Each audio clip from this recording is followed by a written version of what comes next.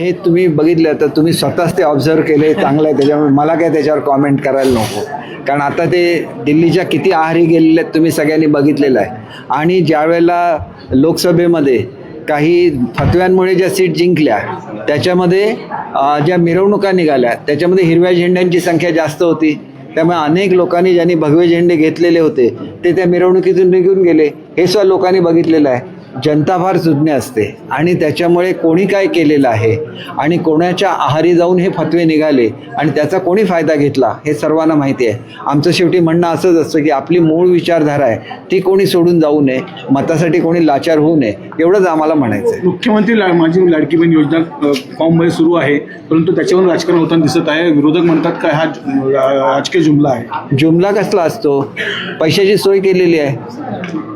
मुख्यमंत्र्यांनी तारीख सुद्धा मुख्यमंत्री महोदयांनी जाहीर केलेली आहे की त्या दिवशी राखी पौर्णिमा असेल त्या दिवशी राखी पौर्णिमेची भेट ही लाडक्या बहिणीला दिली जाईल. सर, जुनी पेन्शन योजनेवरून आणि ती सुद्धा दोन महिन्याची, एका महिन्याची नाही. आणि पुढे पण चालू, आणि पुढे सुद्धा चालू राहणार. जुनी पेन्शन योजनेवरून पुन्हा एकदा शिक्षक आंदोलन झालेले आहेत. लवकरात लवकर जुनी पेन्शन योजना लागू करावी अशी एक आहे की हा 2005 पूर्वी लागलेल्या शिक्षकांचा प्रश्न आहे आणि ही एक सुप्रीम कोर्टामध्ये केस आहे.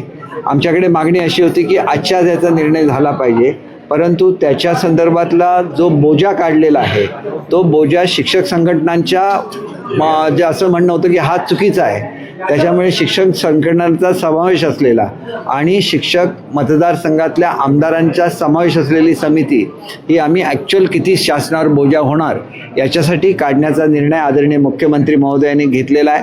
आणि तोपर्यंत सुप्रीम कोर्टामध्ये सुद्धा तारीख मागण्याचा निर्णय सुद्धा आदरणीय मुख्यमंत्री महोदयांनी घेतलेला आहे. शाळा बंदचा इशारा दिलेला अनेक शिक्षक होईल काय सांगताय? आंदोलन होण्याचं माझं नम्र आव्हान आहे की त्यांची मागणी सकारात्मकरित्या पूर्ण करायची असल्यामुळे बोजा नेमका किती येणार याच्याबद्दल वेगवेगळ्या लोकांनी वेगवेगळे अहवाल दिलेले आहेत. आणि शिक्षक संघटनांचं मत असं होतं की एवढा बोजा येणार नाही, आम्ही स्वतः त्याच्यामध्ये लक्ष घालून तुम्हाला एक्झॅक्ट फिगर काढून देतो. आणि त्यांची मागणी मागच्या मीटिंगमध्ये मान्य झालेली होती.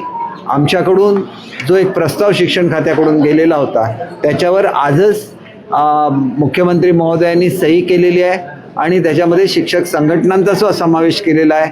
त्याच्यामुळे सकारात्मकदृष्ट्या हा निर्णय झालेला असल्यामुळे आता, कारण शेवटी कुठलाही निर्णय घ्यायचा असेल तर आर्थिक बोजा काढायलाच लागतो, त्याच्यासाठी कमिटी आणि त्याच्यामध्ये सुद्धा शिक्षकांचे प्रतिनिधी असलेली कमिटी नेमली गेल्यामुळे हा प्रश्नावर लवकरच तोडगा निघेल आणि तोपर्यंत सुप्रीम कोर्टामध्ये पुढची तारीख घेतली जाईल.